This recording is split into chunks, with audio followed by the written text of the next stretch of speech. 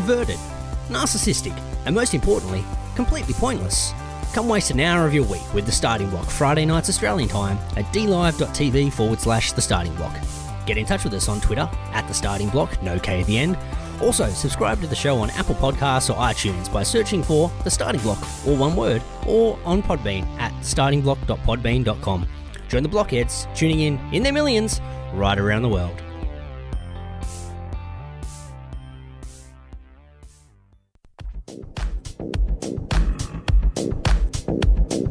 You're listening to The Starting Block on tavshow.com.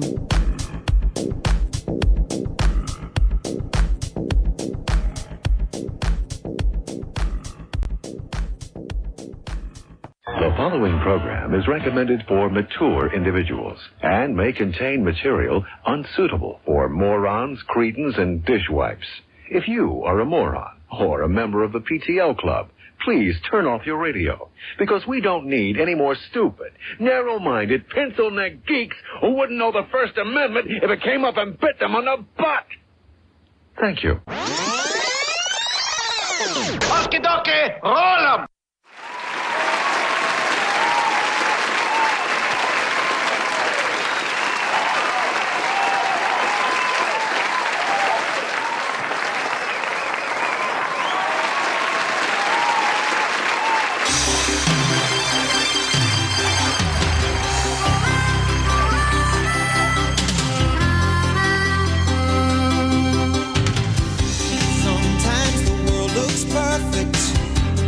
Nothing to rearrange. Sometimes you just get a feeling like you need some kind of change.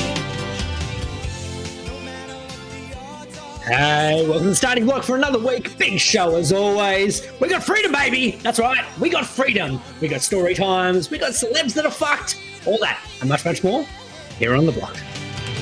Standing tall on the wings of my dream. Rise and fall on the wings of my dream. Rain and thunder, the wind and haze, I'm bound for better days. My life, my dream, nothing's gonna stop me now.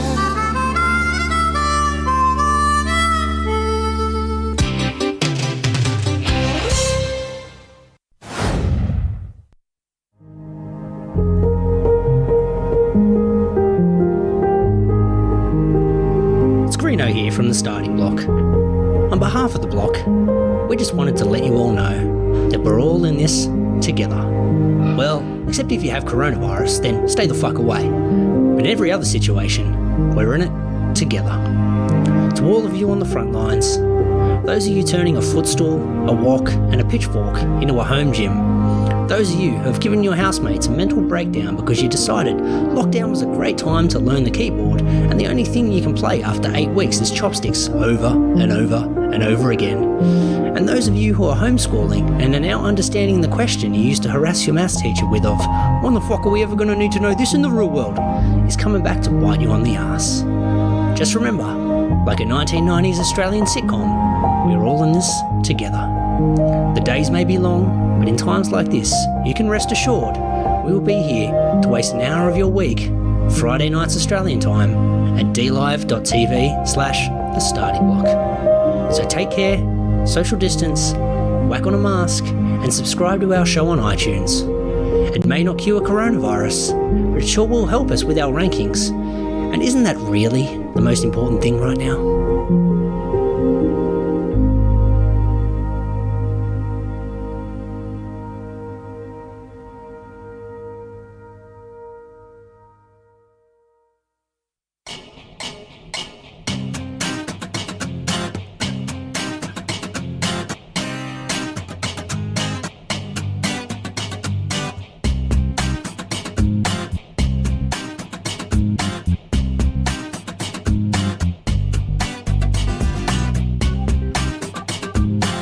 Public Radio's loss is tavshow.com's game.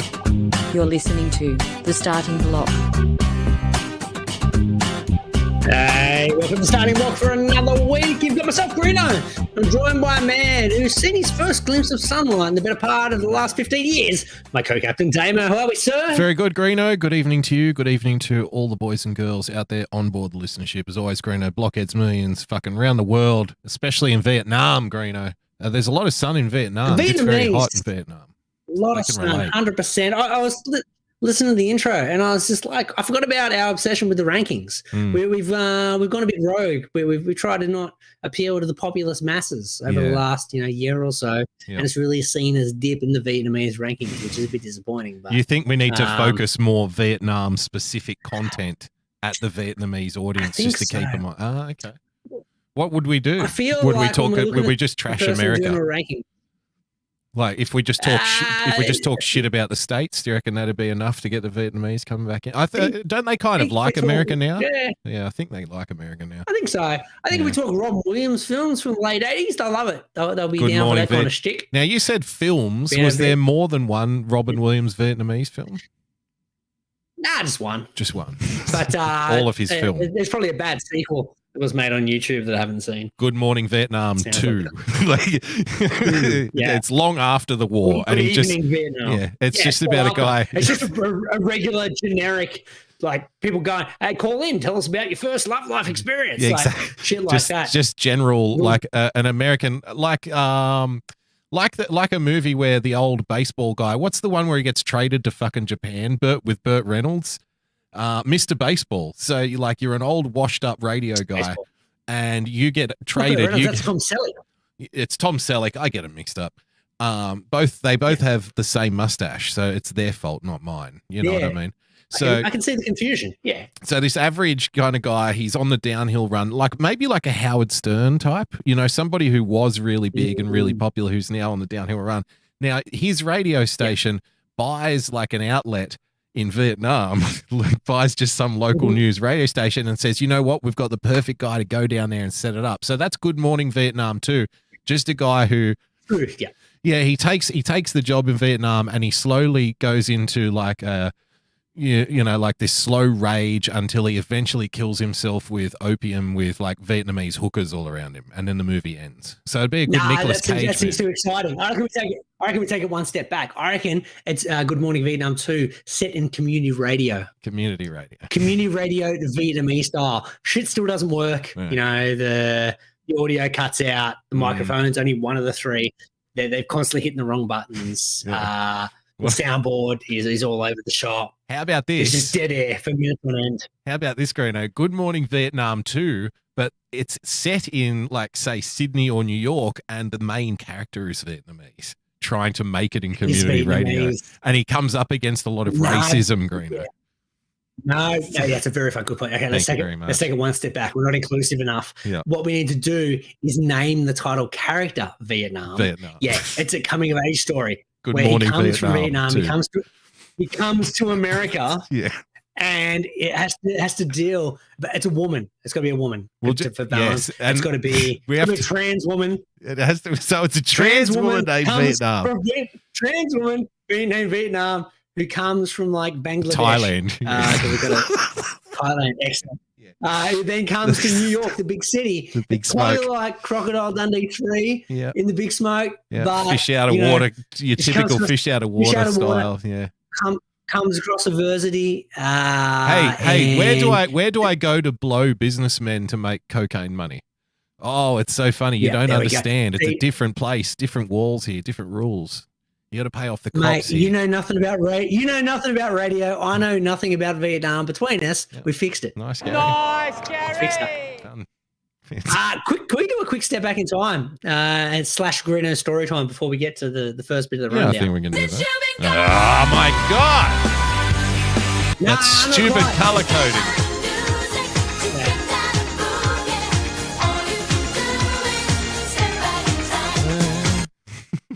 Saw a tweet. There was a flashback earlier in the week. Do you ever just completely forget things in your mind, and then one little thing reminds you of a memory that has since been lost? Since you've been gone, some things like say a smell or a song or something like that. Yeah, it happens. Like it can just kind of transport you back in time to that moment. Yeah.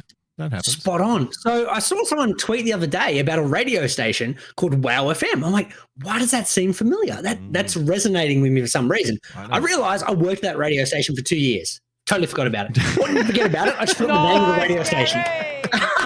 I remembered I worked at a radio station in St Mary's. Couldn't remember I just the name forgot of it. what the name of the radio station was. Yeah.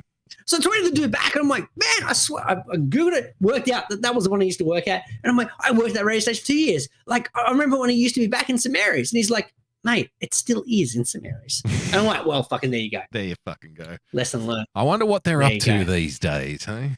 The good old Wow FM. Yeah, I'm not going to sit there and listen to it. Don't get me wrong. No. Community radio. We used to be on it. Yeah. I wouldn't listen to this shit. Why No, would I listen God. to other people's community radio? Imagine being so stupid to think that you could do a podcast that's based on your experience in community radio and think that it would be any good. Like, that would be a stupid thing to do. But you know what? That's why the Vietnamese like us, Greeno, because we overcome the odds. They love us. Yeah. We dig in deep and we 100%. fight hard to defend what's ours. Shout out to Vietnam. That, and we basically like pre-predicted the manuscript of Good Morning Vietnam too. We did. Yep. It's ours now. Trans in New So York. if somebody's making it, then It is. trans in New York, is that going to be like the subheading? Yeah. Okay. That'd well, be the subheading. And it's nice. It's good. It's a good idea too to have the sequel just have nothing to do with the first movie at all, except for sharing the No, of course title. not. Yeah, just make it a The completely title different story. and just like trying to suck on the entrails of the success of film number one. Exactly, because there can't be very another similar to- unless someone wants to start another Vietnam War. That would be helpful because that would help us with a lot of script ideas, Greeno. If we had another Vietnamese Good War Morning going, Good Morning Afghanistan. Good Morning Afghanistan. Doesn't have the same ring to it. Doesn't have the same ring to it. No, well, That'd be they the third got one. out of Afghanistan. So where's next? Where else will we fighting? Where's the next We'll fight, find brother? somewhere. Where's the next war Yeah, we'll happening? find something. Okay. Excellent. Should we do a bit of bro? Freedom is fucked. Yeah, okay. Oh, sorry, correction, bro. Freedom is fucked. Freedom is fucked. So, well, do you want to give a little bit backstory on this? Apparently, Greeno, for Nah, our give me friends, backstory. for the friends outside New South Wales, guess what? Apparently, Greeno, Freedom Day arrived this Monday. This Freedom. Monday just gone. Yep. We should have teed up some Rage Against the Machine. Think you said which particular song would you play? Rage Against No, Rage Against the Machine. Freedom! Yeah, we should, Yeah! ironically. We should, Yeah. ironically, but then only because Exactly. Rage Against the Machine lock people out of their concerts if they haven't taken the jab, you see. So it's a real kick in the dick. Freedom! Yeah! We need that as a soundbite moving forward. Freedom, yeah. So he can do freedom, yeah, but then For all the he has freedom. to say only if you've been double jabbed, though. Like after the Double song. jump, yeah. that's how Hey it works. guys, we like to sing Yeah. songs and make commentary about the government and the state, but we just want to let you know that we really think that you should be double vaxxed before you come to one of our gigs. Yeah, I mean, standing up to the machine is cool and all. Standing up to the machine is cool and all, but you want to make sure that you're doing it in a socially responsible way. Okay, guys? Thank you so much, I Tom. don't know, but the machine's COVID though. Yeah, the machine is It's COVID. just about, the machine is COVID in this particular instance. So we are raging against said machine. Ah, okay. Let's check out. Thanks for let's check clearing out that some dumbasses on Freedom Day. Okay. Yeah, it's all interpretive. The first sip of a Freedom Frothy draft beer fresh from the tap. How's that taste? All right, can you pause it here, please? Can you pause it? Because I've already got problems with this. Okay. Tell me your So problem. this is day one. So these fuckwits, because there was two things that I saw, and we'll get to the rest of the video. There was people lining up out the front of what you referred to as lower grade Walmart. I saw during the week, Yeah. and there were people lining up to get into a pub. Yep. Now, two things that you could do during lockdown was purchase beer Mhm. and shop online. Yep. So the two items people were lining up for at midnight to Other- 12:01 Other things that you on could have. Freedom are the things that you could already get. That we Any day. weren't tapped. This isn't what's it called? What's the thing from the 1920s where you couldn't buy beer? Prohibition, Greeno. couldn't. It wasn't prohibition. This was lockdown. In fact, you could get a lot of alcohol during prohibition, though. To be honest, my wife walked into the garage the other day because we've cleaned out the garage post shed, and I was like, "Look, man, it's looking a lot neater now. It actually looks almost like a room that I can do my work in." And she's like, 1, 2, 3, 4. Why have you got 6 cases of beer? 6 cases. And I'm like, well, just in case. I'm like, well, lockdown, just in case. Yeah. Like, after this case and the next case, we've only got 4 cases left. So we've got to make sure. Steal a Barney Gumble quote. But I was like, well, you've got to make sure just in case. Like, just in case I can't get down Murphy's for a couple of weeks, I need 6 cases. That's right. Just to be sure. Yeah. But we can always get beer no matter what. So for people lining up, getting personally, I hate beer at a pub. I prefer just to have like a case at home or at a party or whatever. Schooner beer, I'm not a big fan of schooners. Really? Personally. That's un-Australian. Mm-hmm. That's un-Australian, Green. It's massively un-Australian. So what do you drink at a pub, like bourbon and cokes and stuff? No, when I go to a pub, I get a schooner. I'm saying I'd rather drink a schooner, like I'd rather drink a bottle out of a case than I would a schooner. Okay. I think it tastes better. You can buy bottles of beer at the pub too. Like that, you can just everyone will make comments behind your back though and say, "Oh, look at this fucking." Yeah, I can get it at home for like 1/10 of the price. Yeah, you can do that, I guess. So you don't like? I love a poured pint out of a fucking out of a tap, Greeno. It's one of life's many pleasures. No, because then you have to deal with the fuckwits around at said pub. Yeah. I don't want to deal with the fuckwits. I don't know. There's something about like an ice cold pint. But anyway, look, I take your point. I've got something to bring to you in regards to this story as well. It must be said, we have to point out that the man is wearing a Tooheys Draft shirt. So this is the shirt that he's decided to go with on Freedom Day. And it's to the pub. Yeah. Freedom! So, I mean, like, people will use the opportunity when they get on TV to make political statements of all different sorts, Greeno. So sometimes people go on there and wear like a Colin Kaepernick, for example, wear a Che Guevara shirt or something, right? Other people wear a BLM shirt. Someone may wear like a fucking Jesus Saves shirt or something. So, because you've got to get noticed. This guy has decided to, just stick up for Tooheys, Greeno. Like, hey, Tooheys, I just want to let you know that I'm on the team. I'm one of you. I'm a fucking big fan. I'm a big fan of your beer. And, so we get a shot of him at the pub with the beer, wearing the shirt. That's what he's representing on Freedom Day, Greeno. Is a fucking nice. I mean, that's pretty Australian. What do you think about BLM? I don't know. I'm representing Tooheys today.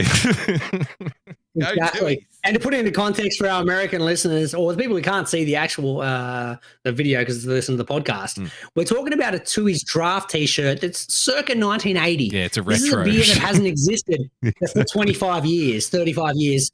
But he's like, this is the one I'm sporting. He's had it in the back of the closet, ready to go. He's and like, it looks in good nick. Vintage 19. Yeah, it's in good nick. He's never worn it before. It's definitely not a pub shirt because if it did, it'd have vomit. It'd be fucking like bad sausage roll stains on it. Yeah. There'd be a lot of things that we don't want to deal with or see. That's a fresh shirt right there. He's been saving that for a special occasion, just in case. He bought it.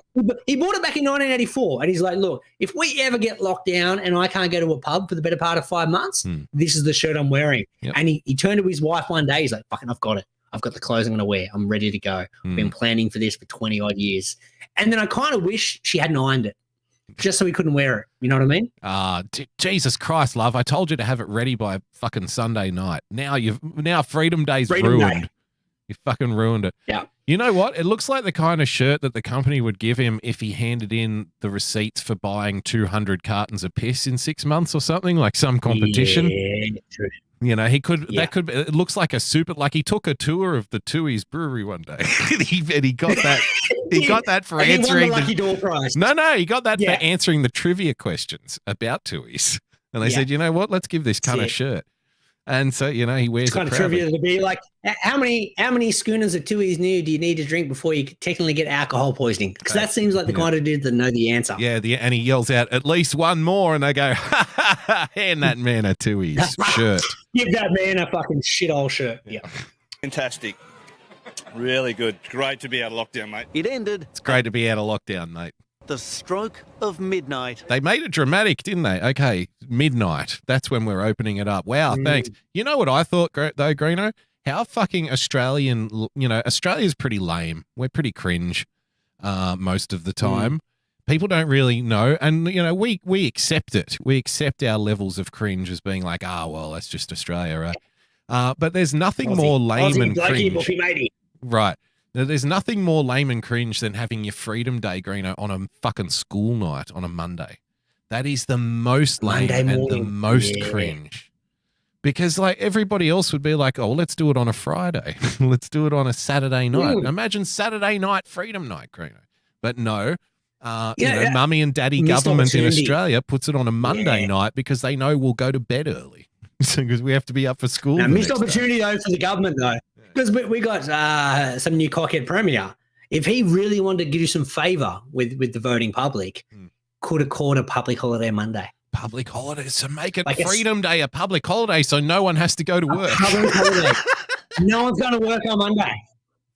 You want to line up for Kmart? Go nuts. All of these. You want to line up at Canterbury RSL? Yeah. Day off. I reckon you'd make a tremendous diplomat because your idea of rewarding the people who have, begging to go back to work for the last 3 months is to give them a day off. To announce a public holiday. So they're probably not getting paid because they're all casual, right? They're like, fuck. Yeah. The ultimate kick in the dick. Freedom Day, everything's closed. Public holiday. Yes, exactly. Exactly. Give me a nice Gary for that one. You're getting a nice Gary. Nice Gary. It's a tremendous policy, sir. Brave decision, sir. Stroke of midnight. All right, now have a look at some of these fucking idiots. This is why I need you in my cabinet. Yeah. Because you're the only one that would have pointed out going, sir, it's a great idea. You're going to get the public on side. But no one's working that day. Oh, shit. Isn't that the whole point of opening up is so people can go to work? Yeah. We're opening up to give them a day off. No. So people get paid to not show up to work. That's what I want to say. That'll help. That's the block government policy. Exactly. I like it. Oh, fuck. All right. Now have a look at some of what these idiots did. Have a look at what some of these fucking idiots did at midnight, Greeno. Are you ready? Let's have a look. Ended at the stroke of midnight. Look at this. And some couldn't bear the fucking City Tattersall's Club, Greeno. The Tats Club. Just wasted a bottle of champagne. They've had no money for the better part of 3 months and they're wasting precious cargo by spraying it out the front. Now they've got to get someone to mop it up. Now it's an OH&S issue. Yeah. We're going to have to close this place down for OH&S risks before they even opened. Tattersalls can fucking afford it.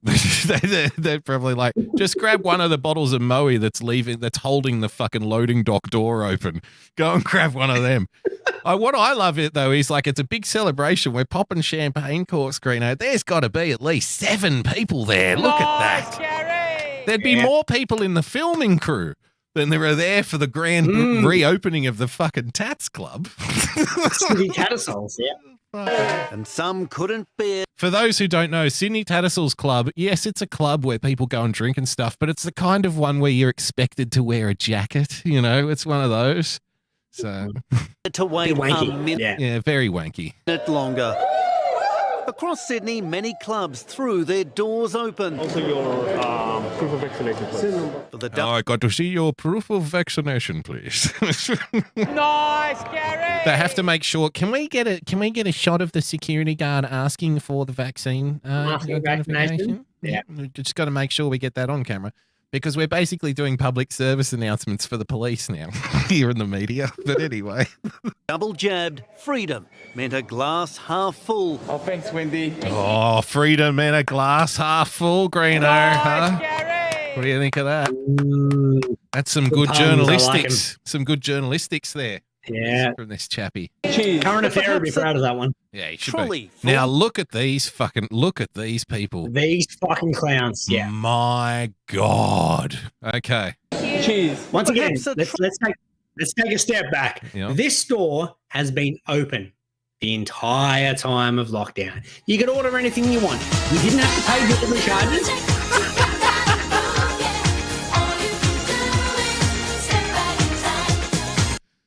Because you said take a step back. You could literally go online. Yeah. You could literally go online, select your 400 items, Yeah. say click and collect, rock up at the door. It's all in a nice big package for you. They You're walk good to them out. go. They You walk rock up, them you out to grab your it. car.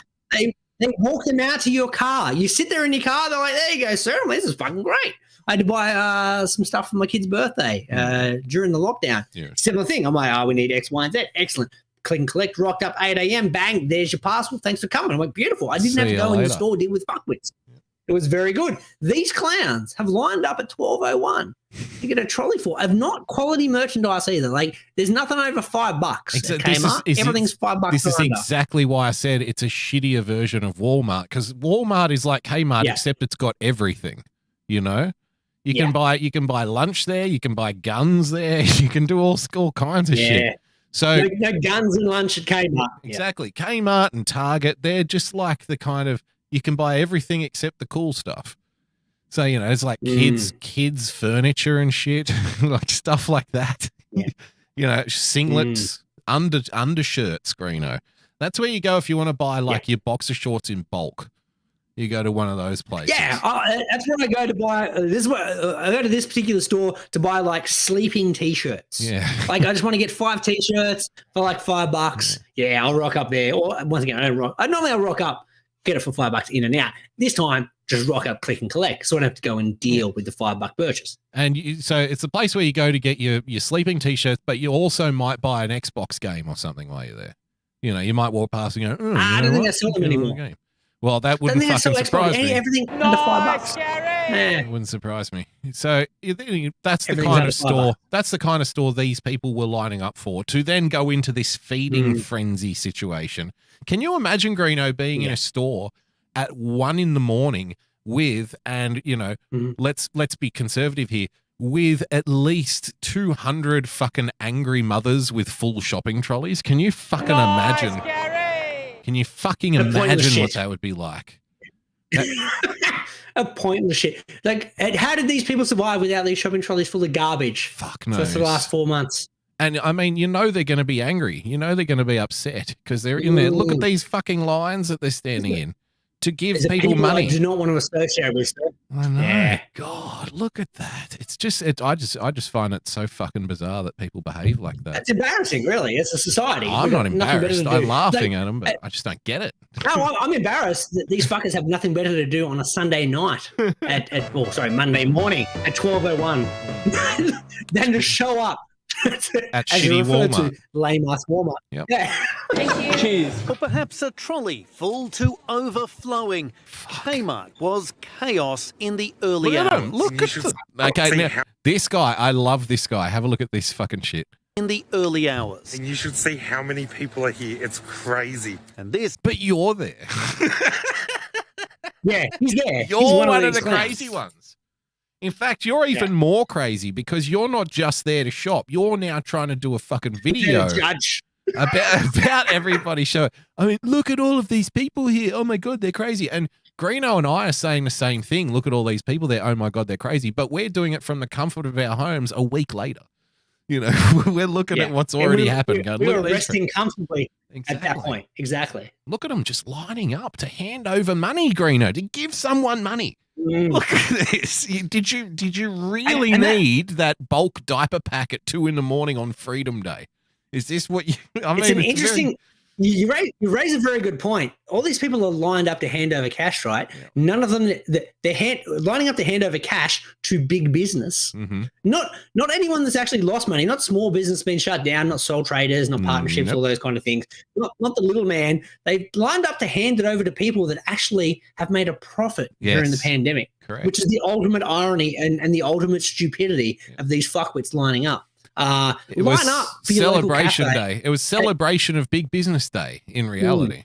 That's exactly. Yep. Let's double profits of already doubling profits businesses because we're fucking idiots. Like, it just dumbfounded me. And the other people that lined up, like, I don't know if the video gets to Canterbury Leagues Club, people were lining up at 12:01 to go into the Leagues Club to play the fucking pokies, to hand over hard-earned because they were jonesing to hand over their cash to a poker machine. Like, they've had 4 months to wean themselves off the addiction of poker machines, because poker machines are nothing other than sucking money out of your bank account. No one actually wins on poker machines. The people that do win have already lost more money than they put in, so they're not actually winning. No, point of order. The people who win that I've witnessed in my life, I'm obviously not one of these people. But the people I've seen who win are the ones who never play it and just randomly stick in $20, and they're the ones who pull out 500. And they go like, all right, sweet. And then they don't play it again for another 12 months, you know? Don't play it again. They win. Exactly. They're not the people lining up at 12:01. It's the people that are losing money hand over fist that lined up at 12:01 to get their fix of losing their coin. Just think they've been working from home for 3 months, right? And they're like, oh, honey, look how much money I've saved. These people are not working, dude. These people have rocked up with a big fat wad of JobKeeper to put back through the poker machines. They'll be sitting there going, look at how much money I saved. This is so amazing. I'm doing so well. Can't wait to get down there at 12:01 and just feeding $50 notes into the pokies, Greeno. Just one after another. We're doing $2.50. We're doing $2.50 hits per line. We got the money to burn. Oh, I nearly got the features. I nearly got the pyramids, bro. Fucking come on. She wants to go off, mate. She wants to go off. I've had 2 features in a row. Fucking almost. Come on. Crazy. And this was the midnight lineup for Spotlight, the end of their fabric fast. What do you buy at Spotlight, Greeno? You buy shit that you like knit with and stuff.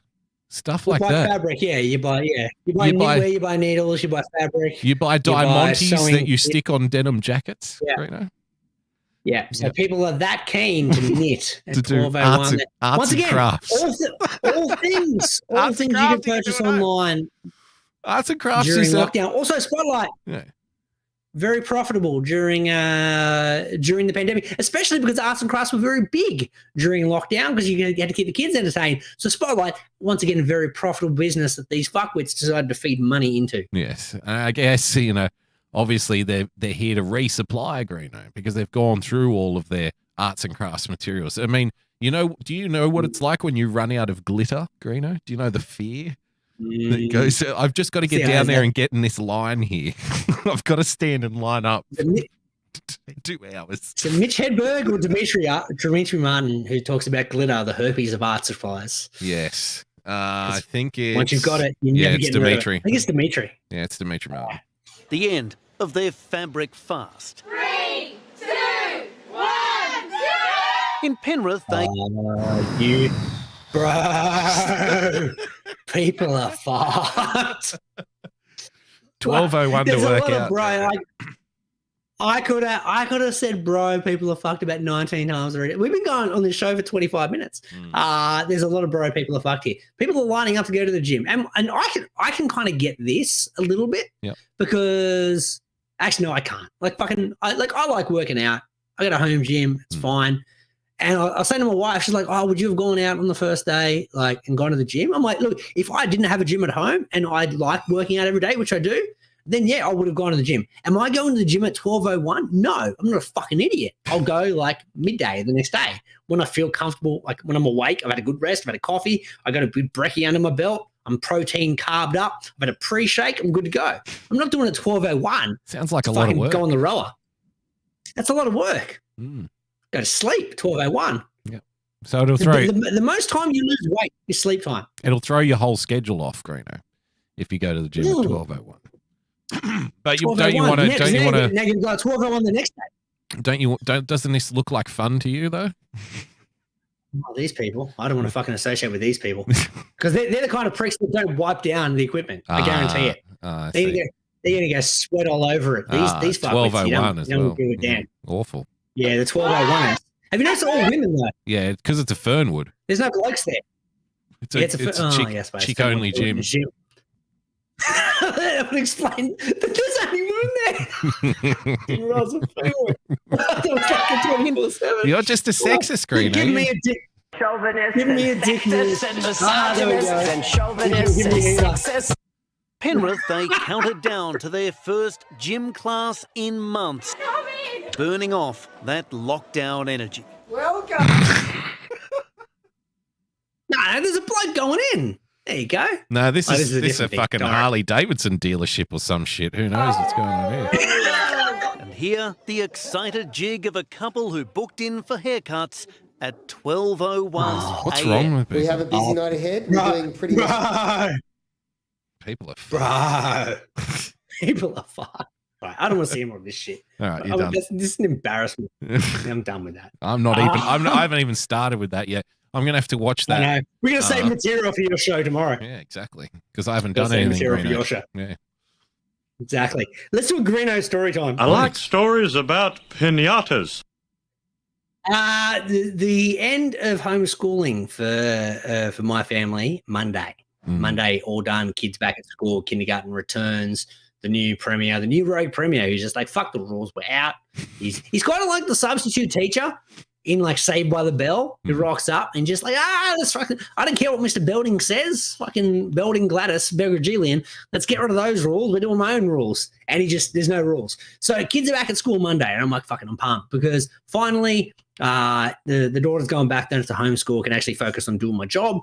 And at the same time, the Saved by the Bell premier has also cut off any money being paid for daycare because they're like, fuck it, send the kids back to daycare as well. We're not paying for the gap fee anymore. So now my son's basically, going to go back to daycare. so the new substitute teacher has come in. You've become accustomed to the previous rules where everyone was kind of running a bit rampant, doing what they want, and the new guy's come in and he said, all right, look, I'm going to give you a little bit of freedoms here, but you have to be responsible. And if you don't grab your toy and bring it back to the carpet within 5 seconds, then I'm afraid you can't have your toy. There's a little bit of that going on, Green. Nah, it's kind of the opposite. It's kind of like there was rules before, and now he's like, fuck the rules. The teacher has no, fuck the rules, we're out. Let's go nuts.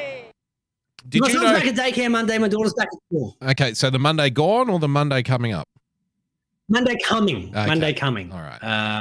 Daycare's back, things. So last week of daycare. So I'm like, excellent. And I was actually a little bit pumped because I'm like, look, it'd be nice for my daughter to get back to school, see her friends, see her teachers, interact with society. Same with my son. He's going a little bit Burko with me at home because I'm a pain in the ass to deal with day in, day out. Right. And for me, I was like, well, it'd be nice to actually be able to do my job and not be a teacher and also not be a daycare and also not be an accountant. Right. So a lot of things juggled in between all those things. A lot of irons in the fire. I'm like, exactly. So yesterday we get a message from the school, and I was like, excellent, because they said we'll give you kind of the plan of where you can drop them off, what the rules are, do they have to wear a mask, all this kind of horseshit, right? I'm like, excellent, all good. Let me know. I've got the details finally, and I'm working away. And the wife comes out. She's like, "Did you see the message from school?" I'm like, no, I'm working. And she's like, "You probably need to read it. COVID case inside my kid's school Thursday before they're meant to go back." And I'm like, whoa, what do you mean? And she's like, yeah. They've had to shut down the school because there was a positive COVID case inside the school 2 days before they're meant to go back.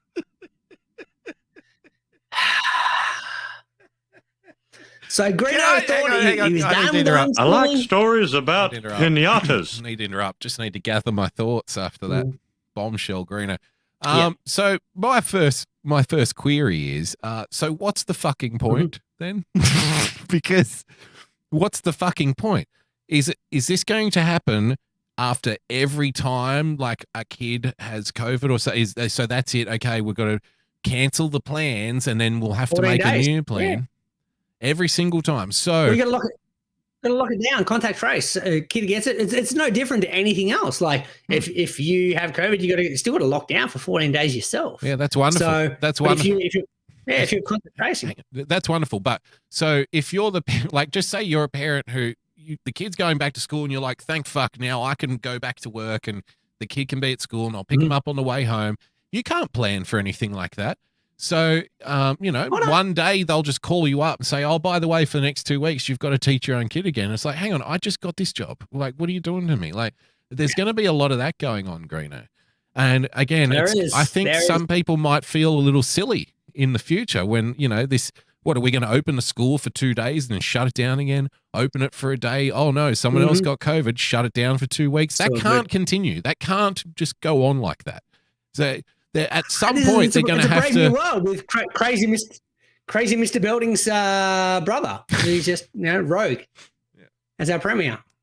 Well, no, I mean, so at some point, there's going to have to be a case at a school, and somebody who runs as horrifying as this sounds to people, at some point, there's going to have to be a case at the school and they'll say, okay, can you go home? Okay, good. Everyone else, keep working. That's going to have to happen at some point because you can't keep sending people in. So what's the alternative? We're just in a perpetual state of go to school until there's a lockdown again. You can't do that. People need to plan their life, Greeno. They can't run their life to a text message, which they'll receive from the government. By the way, kids' schools shut for 2 more weeks. Shut for 2 more weeks. Thanks for coming. Thanks for That's coming. how we live. That's our new life. Okay, good. Well done. Just wanted to sort that Let's out. get to the important issues. Let's get to the important issues, man. Let's talk celebrities. Because not only is freedom fucked, right? Celebrities are fucked. Why are the celebrities now, fucked?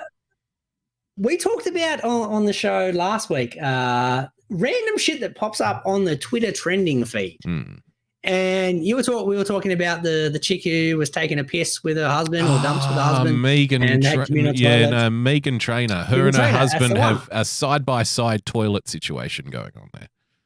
Spot on, exactly. But this week I found a new one because for some reason I'm like, why is this showing up as what's happening on my Twitter?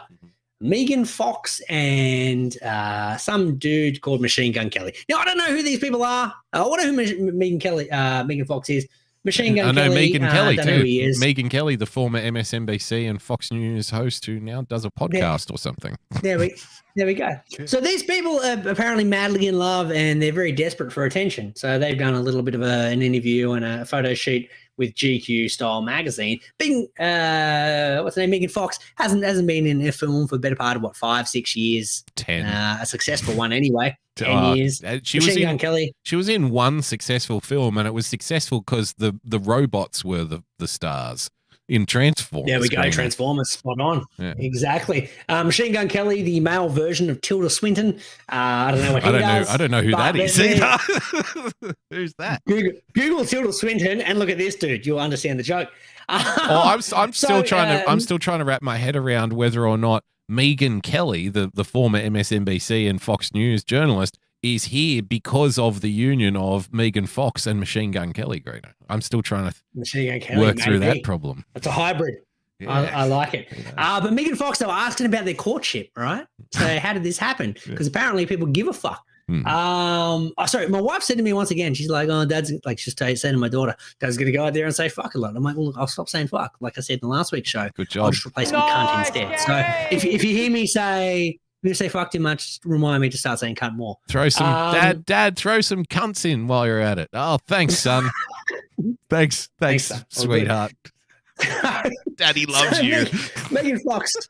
She was talking about how they met because once again, these are attention-seeking cuntwits. Yeah. And she said, "Nice, Gary." God, it's. She just said, I just remember this tall, blonde, ghostly-looking creature, and I looked up and I was like, "You smell like weed." He looked down at me and he was like, I am weed. Oh, then deep. I swear to God, he disappeared like a ninja in a smoke bomb. I'm like, whoa. Like, why do we need to know this? Firstly, that's a douchebag pickup line. I've never heard anything as bad as that. But apparently worked to get Megan Fox. Then in response to that, Machine Gun Kelly said, even our first kiss, she wouldn't kiss me. We just put our lips right in front of each other and breathed each other's breath, and then she left. So it's very kind of mysterious. It's very fucking You mean weird. it's bullshit? That's what it is. It's bullshit. Like his cock was in her mouth literally 5 minutes after they met. After the weed line, it was cock. It was probably after. It was probably after they did needles and did some lines, racked up a few of the nose beers. Greeno. It's probably after a night on the nose beers, one of those Hollywood nose beers parties. But look. I don't know who he is, so I don't. He's a man in a fur coat. That's all I know, judging by the photographs. But she is somebody who looks completely fucking different because of the ridiculous amount of plastic surgery she's had. So she looks nothing like Megan Fox. I remember Megan Fox. So of course, that was years and years and years ago, and she's aged a bit. But when they get like when they overdo the plastic surgery, man, in 10 years, there's gonna be a cliff moment, Greeno. As in, like, right off the fucking 100%. Edge of it. And it's just going to be, oh, God. She's on the verge. I can see the cradle rocking over the top of the cliff. Yeah. It's very quickly approaching. there. Yeah. So anyway, there you have it. I think all of that's bullshit. That whole story is bullshit. I reckon I reckon they woke up in some B-grade Hollywood celebrity's fucking basement, which has been transformed into a drug den, and there's a lot of velour. Yeah, smacked up. Yeah, exactly. Yeah. Smacked out of her head, and she woke up next to this guy who was covered in his own vomit, and was, this is pretty cool. I smell like weed. That was enough. And out they go. It's a happy love story. And as we go to a break, perfect example of bro, celebrities are fucked. Do you like your novelty comedy songs organic? Handmade with painstaking care, put into every note? Well, look no further than Irrational Times. Using only the finest instruments to create an experience that your ears will thank you for later, Irrational Times attempts to elevate the whimsy to a desirable level. New songs and sketches every week, so check it out.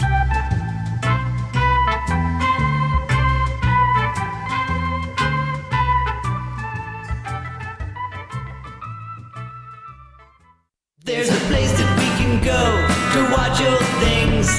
All the warm, fuzzy member berries it brings. It's a special little spot tucked away on D-Live. Enjoy the joy of Pessy. Campy old movies and old cartoons. We hope to see you over there very soon. It's our special little spot tucked away on D-Live. Enjoy the joy of Pessy.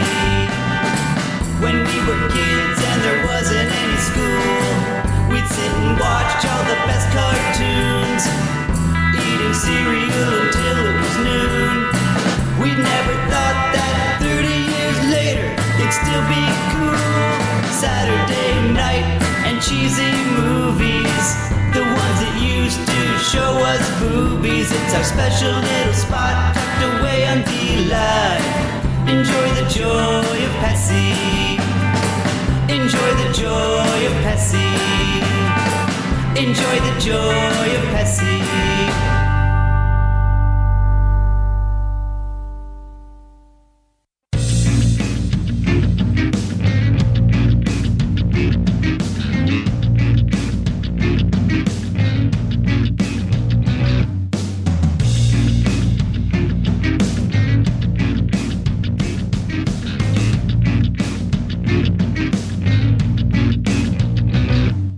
Now with less than 3% sport content. It's the starting block on TAVshow.com. Welcome back to the block, ladies and gentlemen, boys and girls. Remember, if you want to get in touch with us, the best way to do so would be via the Little Blue Bird. Follow Greeno at the starting block. One word, drop the K at the end. Follow myself at BoogieBumper Greeno. What the hell are we up to? What are we doing here? I brought the Lego demo. I don't know if you saw this article throughout the course of the week. Well, I saw it because I accidentally had it on the screen when we came back from the ad. So I saw it for that brief second. But sure, I'll play along. Yeah, no, what's this Lego thing you're talking about? Never seen it. So Lego is planning to go gender neutral after a global study found stereotypes were highly restrictive when it comes to playtime. Is this a good idea? And Nice job. and chauvinists and sexists. Now, last time I checked, Amo, I don't know if you played with Lego recently. They are Not recently. They're square blocks.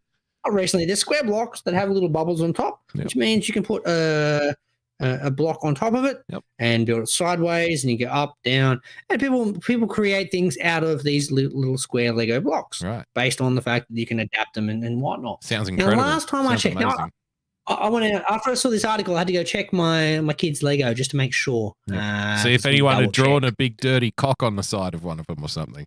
Make sure. Last time I checked, Lego didn't have a dick or a vagina. So I just wanted to confirm, just to make sure we're all sweet here. Yeah. And I can confirm, sir, there was no dick or vagina on any of my kids' Lego pieces. Now, I don't know if there's different Legos out there. There might be some cock Lego, there might be some dick Lego, there might be some vag Lego, there might be some titty Lego, there might be some ass Lego. I don't know, maybe people are an ass, they might want to get their ass Lego. That's their prerogative. There could be some scissors Lego, there could be some sausage Lego. I don't know. whatever Lego they want to get that might have genitalia, I'm not aware of any of those that particularly exist. Okay. So it's an interesting move from Lego to go Now we have to kind make of like cancel culture to then say they're going to take away gender bias from their Legos. From the Legos. So I guess because we don't, I guess because we don't have a queer Lego now, I guess we have to make a queer Lego. So maybe it would just be rainbow colors. That's where I'm getting confused. Well, I have to assume. Straight Lego, gay Lego, queer Lego, male Lego, female Lego, unilateral Lego, trans Lego. I didn't see any of the genders to begin with, so I'm intrigued to the gender bias. Well, they must see the gender in them. In the actual pieces, the blocks. I wonder if this is like a confused thing they're referring to in that, like the Lego kits, it'll be like a construction site, make a little truck or a fire truck or a racing car or an airplane or a tank or something like. It's always that kind of stuff. I wonder if they're going to start making like, maybe you can make a My Little Pony out of Lego or something. Or so what did little girls play with? No. I think I've worked it out. Yeah. I'm a fixer. You know nothing about Lego. Yep. I know nothing about genitalia. But I think it's actually the bubble pieces that represent genitalia. So all Lego moving forward are just going to be flat bits of plastic. Just holes. Just no holes, because that would insinuate a female anatomy. I so get they're you. all going to be flat. Just pieces. So they're all flat. That don't the plug pieces into will each no longer other. connect. Unfortunate, but we don't want to be gender biased. So there's going to be no bubbles. They'll basically be like, well, here's your next problem. Because there's all different kinds of Legos, they come in different shapes and sizes. Now, you don't want to do that because you don't want to have a bias for people to have like a quote unquote normal shaped Lego. And you don't want people to be against the smaller Legos or the bigger Legos. So what we're going to have to do is just have pieces of plastic with no holes and no plugs that are all the same color and all the same size that don't plug into each other. Just to be safe. Just to make sure that nobody's excluded, Greeno. Fair call. Bro. Legos are fucked. Gary! Oh, fuck. Let's do a bit of Greeno story time, sir. Okay. I like stories about pinatas. Interesting week at work for me. Basically, I had to do system upgrades. Now, normally what would happen with a system upgrade is we take it because we're moving from one platform to another platform. We've moved companies. We've been bought by another company. Ooh. We have to basically eradicate all the information that existed on company number one and move it and create company number two on my laptop. Now, what would normally happen is we take the laptop into work. We got some IT nerds that take care of that shit, and then we get the laptop back and then we keep working. Now, because we can't go and see the laptop nerds, we've got to do this shit ourselves. So you've got a whole bunch of you poor fucking man. It's gonna be awful. Siren seems to be the hardest word. Can only imagine the fucking horrors that are befouling you, Greeno, as you struggle over the horizon of, plugging in your own fucking mouse, plugging in your own monitor, shutting down your own PC. I mean, it's going to be hell out there for you. I feel for you, bro. I'm gonna restart it. It's fucking all over the shop. All right. So basically, I lost 3 days of work just watching an application download and upload. I did nothing other than stare at my screen, hit a button. It's a download new system, and I waited for like 8 hours. And that's me done for the day. I'd love the idea of you. I'd love the idea of you just down like the local park with an esky, just sinking piss, just with the laptop next to you while it's open, downloading the application. Just take it in the car with you when you go down the pub or something. Well, I'm working. I'm waiting for the thing to download. So if I was not homeschooling and doing daycare, that's exactly where I would have been. Just cruising around. So I spent 1 day downloading, I spent 1 day uploading, and then I spent all of today trying to fix all the bugs that happened from the download and upload. I did no work for 3 days, which got me thinking, and this has turned into an FM segment a little bit. Hold on. No, wait, Greeno, don't give him too many excuses. No, guys, call up. What do you think Greeno got from a text message 5 minutes later? What do you think it said? Call up. You're going to win tickets to the fucking, the Offspring cover band show. Come on, everybody. It's going to be down the band club. Call in. Okay, that's FM radio. That's when we're doing FM radio. FM radio. Yeah. Got me thinking though. What is 89.7 what is the most pointless or most fun activity you've ever done for a day at work that you like? I got paid to do that because I was sitting there and I was saying to him, the guy that was doing it at the same time, and I'm like, I got paid an insane amount of money to sit there and stare at my computer just downloading for a day. Like I got a full paycheck to just watch a computer download. And I'm like, this is fucking insane. Like my wife's getting yelled at work from fucking people coming to visit. She's asking to put a mask on. She's getting yelled at. We got Coles people asking for vaccine passports and all this kind of bullshit. 15-year-olds getting yelled at for $5 an hour. I sat here, held my dick, and just fucking watched a screen download for 8 hours. Got paid $1,000. It was amazing. But it got me thinking. What is the best activity you've ever done? You're like, I can't believe we got paid for that. And for me, it was that. Like, it's not about the money. Downloading. That was pretty close. Yeah. It was pretty close. But it got me thinking, it wasn't about the money I earned. It was just like, really, I'm getting paid to do this. Now, I once got called in to do overtime in a shift when I was working in a deli. And I was working in a supermarket, and they said, look, we need someone to come in at 2 a.m. and cook chickens from 2 a.m. to 8 a.m. because they need like 500 chickens for a party at 8 a.m. And I'm like, okay, look, I didn't sleep anyway. I'm like, yeah, I'll do it. Yep. So this shift involved me and a manager rocking up at 2 a.m., putting a bunch of chickens on. I sat there and smoked cigarettes and drank coffee for like 8 hours, getting paid double time and a half because it was like an overnight shift and it was a Sunday. So it was just crazy money for a 18-year-old. So I literally got paid to sit there, smoke cigarettes, drink coffee, and pull chickens out every 2 hours. Fuck yeah. That's the best paycheck I've ever got. Yeah, that's a good one. I don't know. Call in. Let's call in with your crazy paycheck story. Speak to our producer. Hey, best call goes into the draw to win a new lawnmower, Greeno, from Victor. So that'll be something, you know. That's it. Secondhand lawnmower. We got it from Kmart. 1201 sales. All right. Nice. Well, we've got Celine Dion coming up after the break, so stick around and we'll take your calls after that. Have we ever played Celine Dion when we used to play music? I don't think we have. Nah, we did Pat Benatar. We did Pat Benatar. Pat Benatar right. Super Show. Yeah, that's right. Every song was Pat Benatar. Yeah.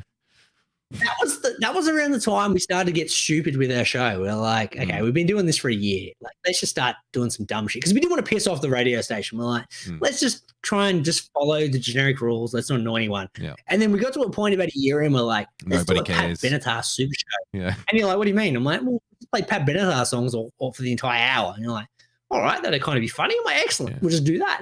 Yeah. No one got the joke. Nope. Except for me and you, but it was good. That's it. Well, we were the audience at the time, so that makes sense. There was 100% audience approval. Exactly. 100%. Now let's can we do another step back in time, please, sir? Yeah, we can. Now that that's on.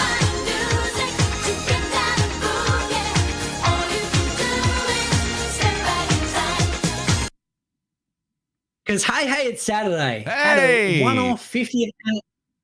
one-off 50th anniversary special where they were celebrating 50 years since the debut of Hey Hey. Ironically, on a different network than Hey Hey ever aired. Yep. So the special was on Channel 7, even though no episodes of Hey Hey were ever played on Channel 7. So they couldn't show any. So they couldn't show any old footage then, right? Because it was on Channel 7. Well, technically, Daryl Summers owns all the footage, so he's all good. So they were able to. Okay. Yeah, because Summers Carroll owns the actual rights, not Channel 9. And that was a broadcast company created by Daryl Summers. So that was on, and it was like, look, who's watching this shit? Like, really? Like, no one's watching Hey Hey 50-year anniversary. Well, show hasn't been on for 20 years. Growing up, for both of us growing up, Hey Hey was like a staple in the house. For a lot of Australian kids, it was over 50 years, right? But I didn't even know it was on until Greeno mentioned it on last week's show. I didn't watch it because I forgot about it as soon as we stopped talking about it. And I kind of sarcastically sent a message to Greeno and said, you know, because I saw this like headline on Twitter and I was like, this thing rated its tits off. And he's like, oh no, it's worse than that. it went full on like ape shit. So it smashed everything, Greeno. But look at this. So news.com.au, right, is owned basically by Channel 9, or at least the same company that's owned Channel 9, right? And so this is real. This is so snipey and like just backstabby, I think. Hey, It's Saturday rated 50th anniversary special smashes the ratings. It's Saturday. Hey, It's Saturday returned for a 50th anniversary special and smash ratings, but dig a little deeper and the numbers are more complicated. Greg. Nice, Gary. So you got to dig a little deeper. But got to dig a little deeper. The fact that 1.2 million people apparently didn't watch it.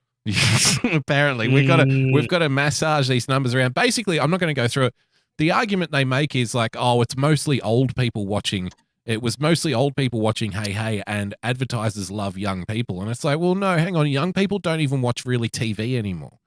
So, they watch their series on Netflix if they watch a TV series, or they're watching YouTube and shit like that. They're streaming stuff.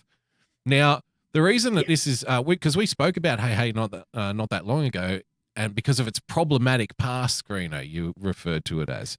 It's good, 100%. And firstly, it was the #1 rated show on Sunday night. Sunday night is still prime time viewing for Australian TV. It is. That's Sunday where all roast, the big shows, they want to be on there Sunday night because that's when the family gets around the TV, watches the show. So they try and put their hit shows on there. Hey didn't just win. It annihilated the competition. For me, it was just nice to see old school racism fucking lead the way. Yep. Just we don't care about your latte sippers. No. We just want to be as racist as possible. We're going to make jokes about Kamal in the good old days. Yep.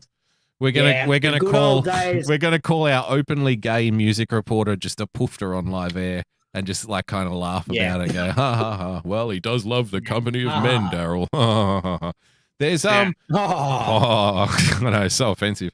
So there's this conveniently, Greeno, I think we should click on this because there's this little video. I think news.com.au has conveniently put together all of the little problematic, potentially racist little things into one clip. Because look, it says, warning, the following images may be disturbing or offensive.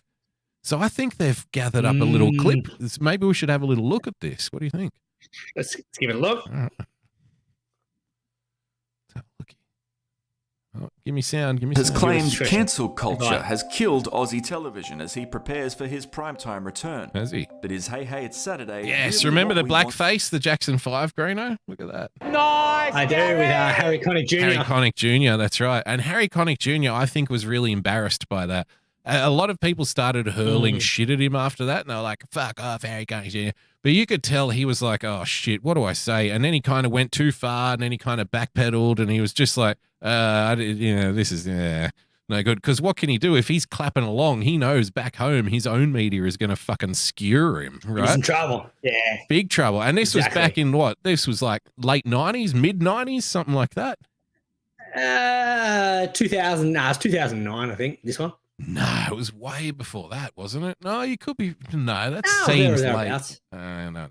The last 20 years have been a blur. That's an advice out there for you kids out there. Once you go past 18, 19, everything goes really fast, and it's just kind of a blur after that. So Want to go back to? 100%. Just make the most of it.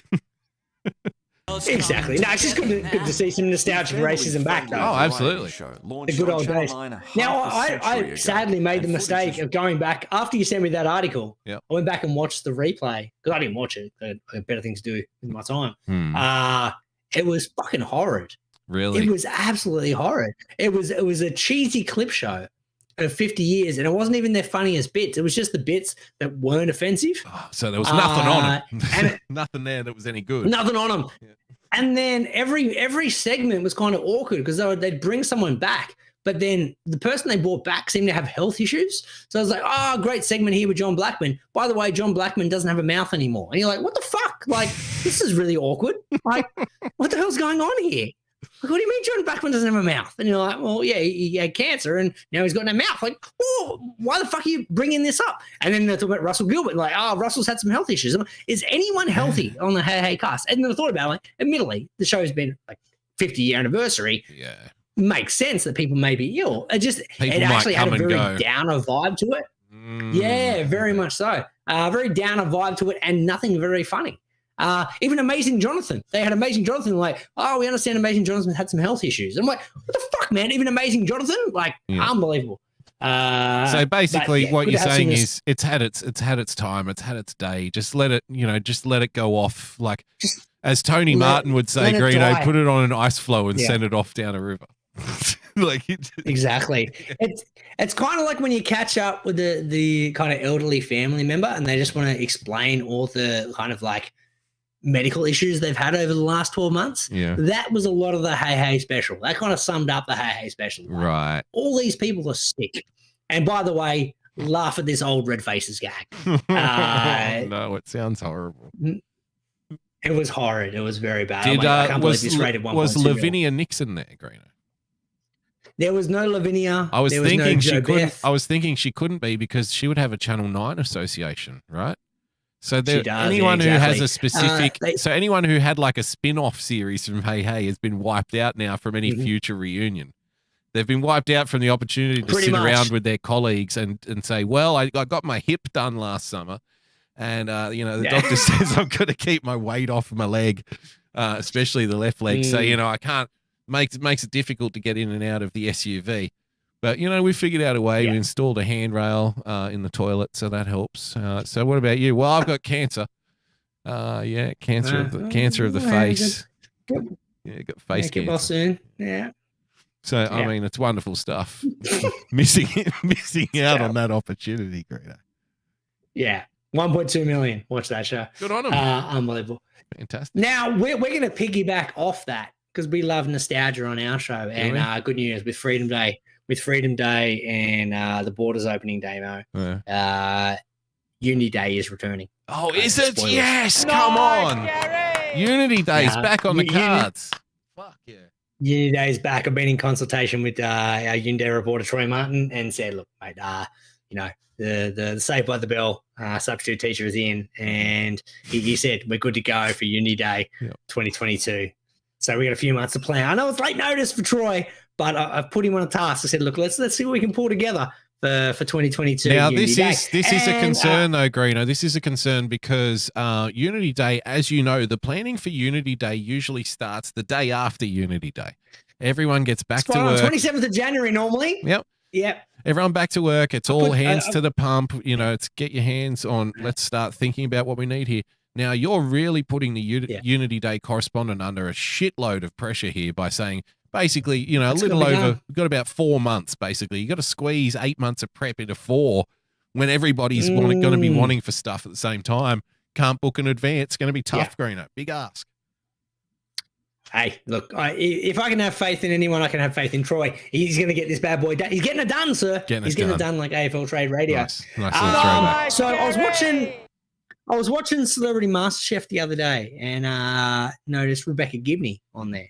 Oh yeah, doing some cooking stuff. Few celebs on there cooking up a few meals. For those who aren't aware, Rebecca Gibney was basically the one who was one of the ones who was known for basically going on every Australian soap opera. She was basically in every single one. Like Australian family dramas, not quite soap yeah, operas. you're right. Australian pardon family me. dramas. Yeah. Bit of Halifax FP, bit of Pack to the Rafters, etc., etc. Yep. But I was trying to think of, once again, going back to the roots. I feel like we've lost our roots a little bit with Unity Day over the last couple of years. I know we had to cancel last year's, but I feel like we may have gone a little bit off track. Well, back to the roots. It was never the same after Dean Hutton scolded all of those children, Greeno. Scolded all the kids. Spot on with the... really started to take it to... Because once the lawyers... Once the legal team started getting involved, Greeno, they sucked the fun out of everything. They wanted to put a screen. Actually, can I open a kimono here? This is the real reason that Dean Hutton left, Greeno. This is the real reason Dean Hutton left. It was an artistic thing. So he was concerned that because he scolded the children at that first time he came down with boiling the potatoes and the cocktail fragments, Greeno, scientific experiments, we said to him, look, Dean, we'll have you back, but we just need to put a plastic screen in front of you to make sure that you can't throw boiling water on the children. And he didn't take kindly to this because he said, no, that's silly because the screen's going to fog up and they won't be able to see me in there. So, and that's the reason that he walked out. Point. Yeah. So can we get Dean back in now? Dean. He's stuck by his convictions, Dean. He's had his inversion shot. He's good to go. Yeah. He's all right. We'll see what we can do. But I was thinking about Rebecca Gibney. Right. And I'm like, look, who's really going to bring this bad boy together? Who do we need to headline 2022 Uni Day that really brings, because this country is a bit divided at the moment. Very because hoping divided. the borders will open by then. It's very divided, you know. It's us against them, you know. It's us against WA. It's us against Victoria. It's us against Northern Territory. Well, Tassie hates us right now. Everyone hates everyone right now. Everyone hates everyone in New South Wales. So, everyone in Australia, sorry. Specifically New South Wales, because we fucked it for everyone. But that's nothing new. They always hate us the most because they think that we think we're the best, but we actually are the best, and it's proven by the fact that they all hate us the most. Like, I don't know what to tell Spot you. on. It's a snake eating its own tail, happens. Greeno. Exactly. It is. But I was thinking Rebecca Gibney, and I was thinking, when was Rebecca Gibney's real peak? And for me, it wasn't Packed to the Rafters. For me, it wasn't Halifax FB. McLeod's Daughters. It was. She wasn't in that. Wasn't she? It was All Together Now. Yeah. And it got me thinking, who do we need to bring the country together?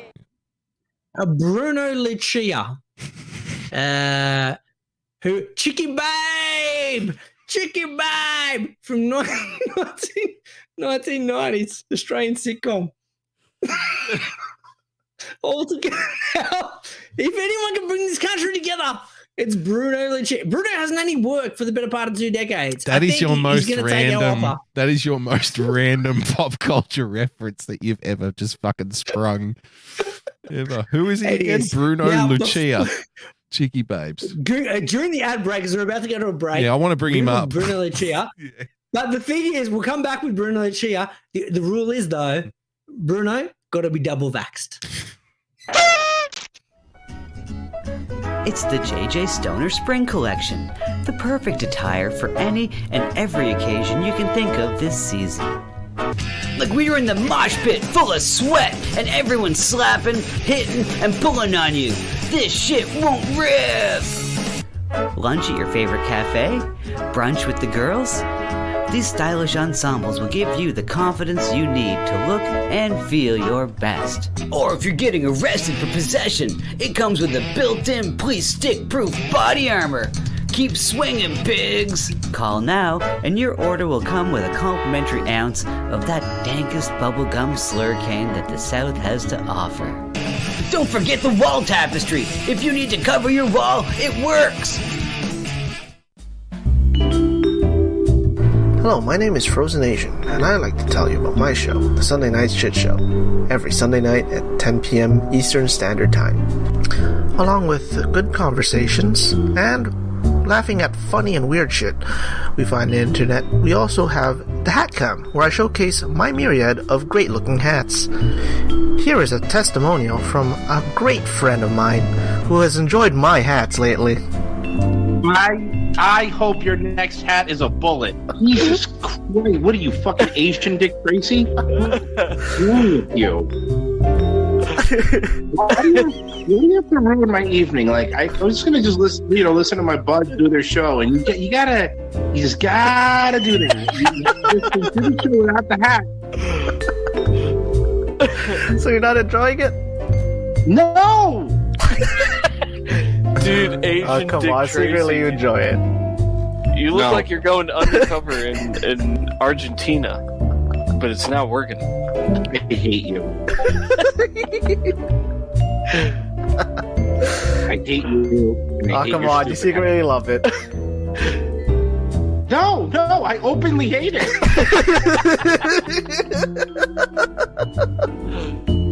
And there you have it. So subscribe to the Sunday Night Shit Show at youtube.com/Sunday Night Shit Show. And hope to see you there on Sunday nights. Bye.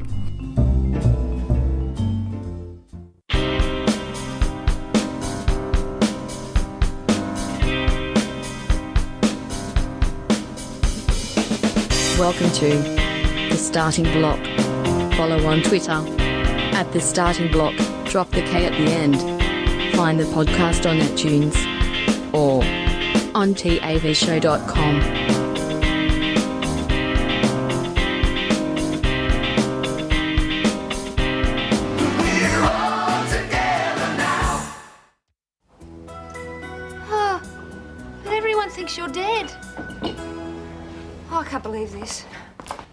Everyone thinks I'm dead. I know, isn't it creepy? Here. Chamomile tea, it's good for stress. And the kidneys. I can't believe this. Oh, neither can I. So there you have it, Greeno. Rebecca Gibney, Bruno Lucia, and some other random woman as well, whoever she was. Kerry Armstrong is the third woman in that particular situation. You are like you're Rain Man of fucking Australian fucking pop culture references, Greeno. Nice, Gary. You are a gifted individual. Babe, though. Hey. If only I could use my my gifts for good, not evil. Instead of evil. Well, let's keep going here. It's so Need to see a bit more of Bruno. Tell me, how are the kids? Firstly, look at the quality, the costume that Bruno's wearing there. Yeah. He's got a sharp orange shirt. He's got this weird kind of I don't even know what to explain that jacket is. Well, it's good stuff. It's all in all good stuff that we're looking forward to seeing Bruno bring to our Uni Day. Yep. And so this would have been like early 90s Australiana, Greeno, wasn't it? Around like 91, 92, something like that. And I think I haven't obviously seen a show since I was a very small child, but if memory serves, I think it was basically John English was like a washed up musician and Bruno Lucia was his like shitty manager. Is that right? Spot on. Hey, 100%. do I get a nice Gary for that? Gary!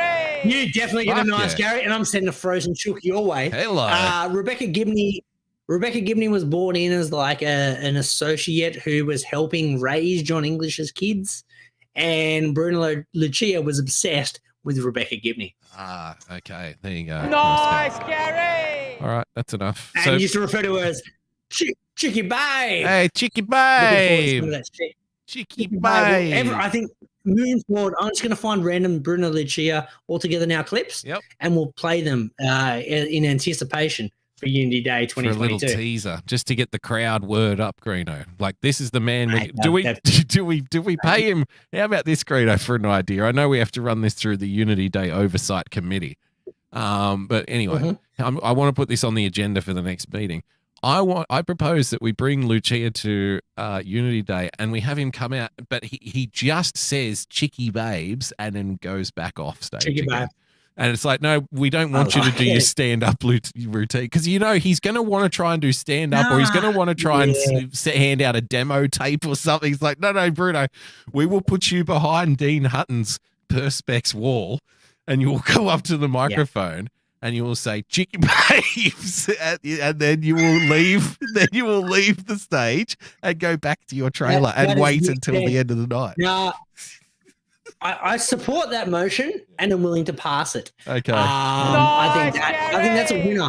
I don't want to overextend Bruno's reach. I think he can convey more with Chicken Babe than most people can convey with a big soliloquy. That's it. Let's not fucking burn the candle at both ends. Let's just keep it fucking pretty high brow.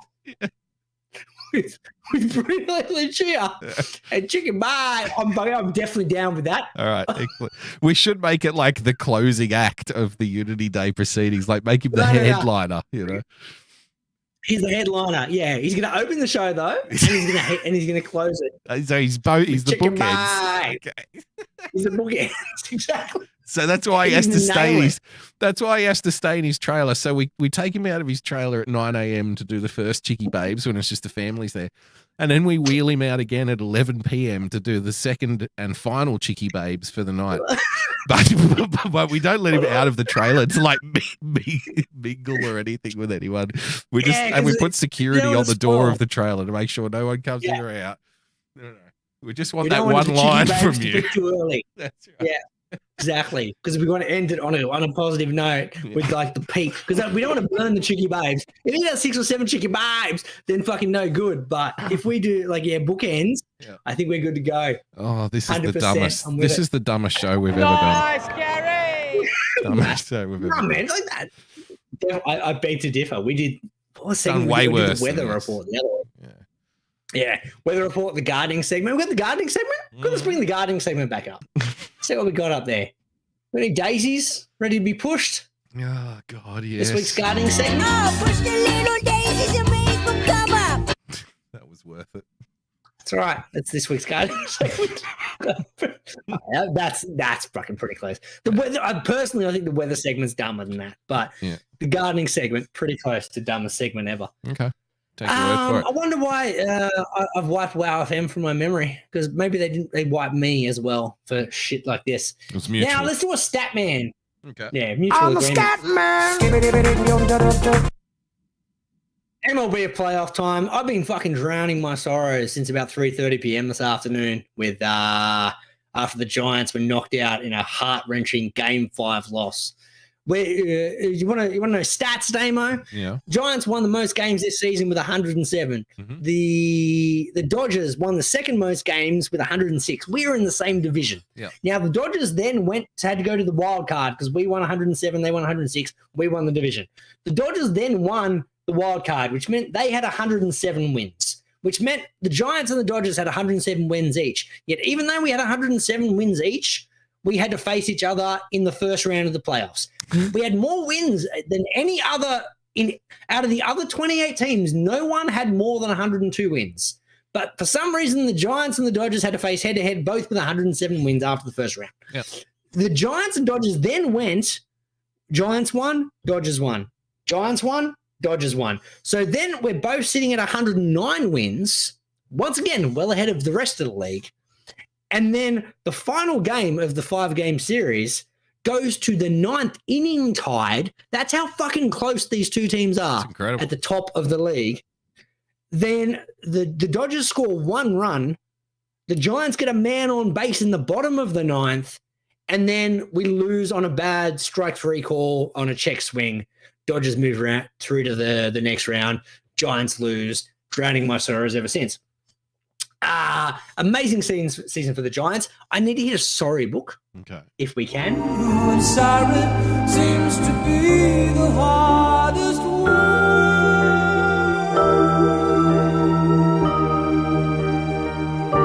What have you got to be sorry about? Now, 2 years ago, I was absolutely savage on the hiring of our manager, Gabe Kapler. Said it's fucking dumbest hire ever. Oh, That guy's fucking idiot. Has no idea what he's doing. is he like the Matthew McConaughey wannabe who always takes selfies with his shirt off while he's hiking and shit? That guy? Spot on. 100%. Shredded, cut. It's just like amazing stereotypically, he's like the perfect San Francisco team owner. Like it just makes sense. It just works. He just gets on base. But he's the It manager. just works. I know. Yeah, he's the manager and he's cut. I showed my wife because my wife was like, "Oh, who's that guy?" And I'm like, "Oh, that's the manager." She's like, "Really? Oh, he looks pretty young." I'm like, "Yeah, he's pretty young." Here's pictures of him with his shirt off. She's like, "Oh, this is interesting." So the wife enjoyed Gabe Kapler's work. Okay. But whereas I was fucking savage when you prefer the overweight guy who's got a face like leather, who's smoking a fucking cigarette in a dugout and shit, you know, that kind of guy. Yeah, that's what I like. An old gristled veteran. I thought I wasn't a fan of the hiring. I was brutal. I think I went on this show and I fucking complained for about 10 minutes. Yeah, right. But he took our club literally to the winningest season we've ever had in the regular season and took us to Game 5 against the Dodgers team, who was expected to break the record for most wins ever in a season this year. They then brought in during the season the best pitcher in the league and one of the best hitters in the league, and we still took them to Game 5, 9th inning. And they still got just over the line on a fucking bad call as well. Amazing season for the Giants. Absolutely gut-wrenching to lose today, but fucking tip of the hat, nice Gary to the team. Sorry book to Kabler because fucking brutal on him, but he did an amazing job this year. So that's which the brings us thing, to though. the stat man.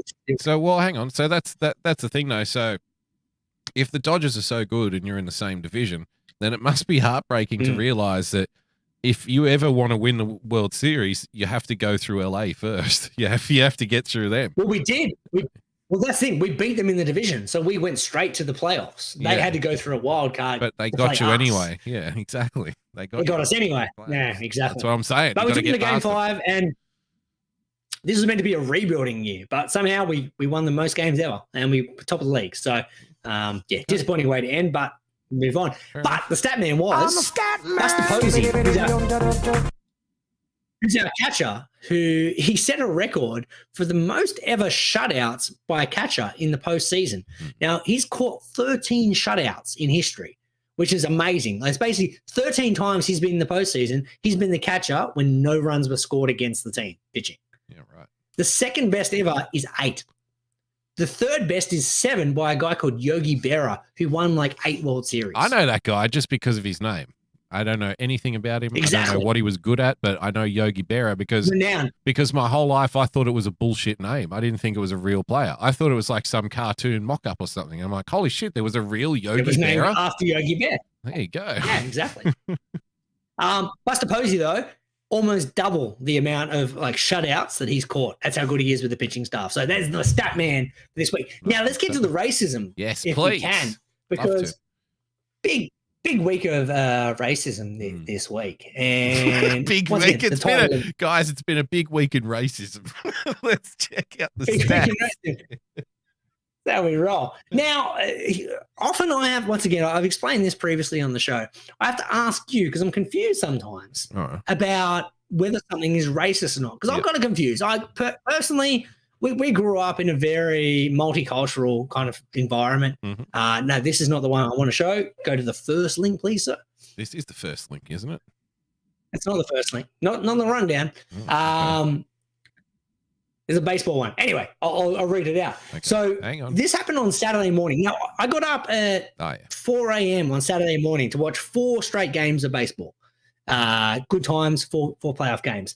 Now, the first game, it started about 4:30 in the morning, was a commentator by a couple of really old dudes. Okay. And as soon as you get a couple of old dudes in the booth, you're like, oh, this could be good. Be a good one. Old school, like, back in my day. And it was very fucking back in my day, I'll tell you that. By the time I got to 6 a.m. and I was on my third coffee, I was like, all the references they've made refer to 1920s players. I was a little bit lost, but we got there in the end. But Jim Cott, it's like you could have the two commentary booths, one next to the other, and on one side you've got like the young commentators, and on the other side you've got the old commentators, and you switch over the audio, and the young commentators like, okay, in between innings, that gives us a chance to remind you about our Twitch live stream coming up on this Sunday. You can ask players questions, submit your things, guys. Follow us on Twitter. And then you switch to the old guy, and it's like, yeah, well, I remember when there was no black people in the league whatsoever. That was back in 1932, you see, before they didn't want them out there running around with everybody else. They had work to do back then in those days, you see.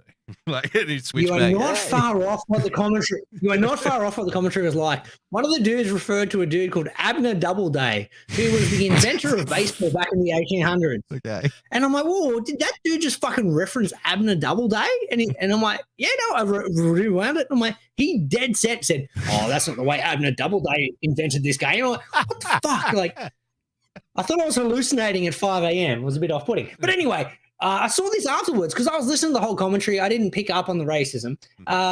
This is a tweet I saw. We have a problem. On MLB Network telecast for the White Sox Astros, Jim Cott, who has never said anything like this on air, or to my knowledge, in his life, just wished for a 40-acre field of Yoan Moncada's.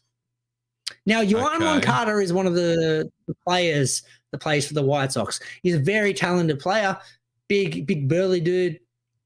Hits a lot of home runs. Now, for me, once again, maybe not my naivety, is there racist connotations in that thing? I kind of interpreted what he was saying as he just wants like heaps of players like Juan Moncada who are big burly dudes who can hit some home runs. Found a video. So let's hear the audio here. Then we can tell. I don't know how much you've seen of Moncada, but everybody talks of this guy should be a star, an all-star. That's what they look like. I don't know about the rest of it. First time I saw him in the big leagues, I looked around the dugout and I said, can we have one of those? That's what they look like. Get a 40-acre field full of them. I mean, he's strong. That's it. That's it. Okay. I go back to my question. Was that racist? No, I don't understand. I don't understand the reference. So maybe... Okay, how about this? Maybe it is racist, but I just don't know it because what are you talking about? A 40-acre field of them. Okay, what is that, a corn reference? And is that wrong? I don't know, man. What are people upset about here? Well, that's it. I'm glad you played that clip because I didn't realize the full context of the video because I saw this thing. I'm like, it sounds like he's talking about getting a field full of slaves, perhaps. Maybe that's why people offended. Mm-hmm. I didn't realize it was actually a different commentator who said the first 3 quarters of it. And then it wasn't until after he used to like, oh, have we got one of those? Because Buck Short, who used to be a manager, and he was talking about, do we have one of these big burly dudes who hits dingers and like very talented? And then it led to, oh, we need a like 40-acre field full of them. Was that actually a racist thing, or just once again referencing, hey, we just want a lot of these players because they're quite good? That's what it was. Like, yeah, exactly. I'd like a whole fucking team of them if I could, right? Yeah. Once again, is this racist? So far, our vote, no. Now you can go to the second link there, which is the first thing you had up there. Now, I saw this during the week. Now, this ended up taking a turn, this particular story, but I sent it to you earlier. I'm like, is this racist? So this was talking about John Gruden, the now former coach of the LA Raiders. Are they LA? They're Vegas? Where are they now located? They're the Vegas Raiders. They were the Oakland Raiders for a while, Greeno. Yeah, Oakland, they just move, They trade locations like hats. Because everybody hates them. That's why. Everybody hates the Raiders. Yeah. So wherever they go, they stay there long enough for everybody to fucking hate them, and then they leave again. And then they go set up shop. They're like locusts. Exactly. So I saw this, and this was like earlier on the week. At the crescendo of the 2011 NFL lockdown, John Gruden sent an email that used a racist trope to describe NFL player as executive director D. Maurice Smith. Dumb Morris Smith has lips the size of Michelin tires. Now, Damo, to put it all out on the table, once again, opening the kimono, I'm a dude who has big, fat fish lips. Now, I used to get called fish lips in school because my lips are big and fat. Yeah. Never noticed your lips. I've never noticed your lips before, Greeno, come to think of it. 100%. If somebody had asked me 5 seconds ago how big are Greeno's lips, I would have said, you know what? I've got no fucking idea. I can't think of it. I don't know if that makes me a bad friend or not. No, not at all. When I used to pick up chicks in the clubs, and someone asked, "Oh, why did you come over and talk to me?" I'm like, I saw your lips, and I'm like, dead set. Fucking there you go. I thought it was the eyes, maybe. Might have been the beach bod. No. Apparently, it might have been. I thought it was one of the list of other redeeming qualities, which I'm now going to read out for the benefit of everyone. It could have been one of these other reasons, but no, it was just the lips. What can I say, girls? Yeah. Plenty of options. So when I read this, I'm like, once again, and chauvinists and sexists. Now, I haven't seen a picture of DeMaurice Smith. I probably should have Googled that and sent it through. Yeah, if he has big lips, is that a racist thing? Because if John Gruden said it about me, let's change that to, Greeno has lips the size of Michelin tires. Is that a racist thing?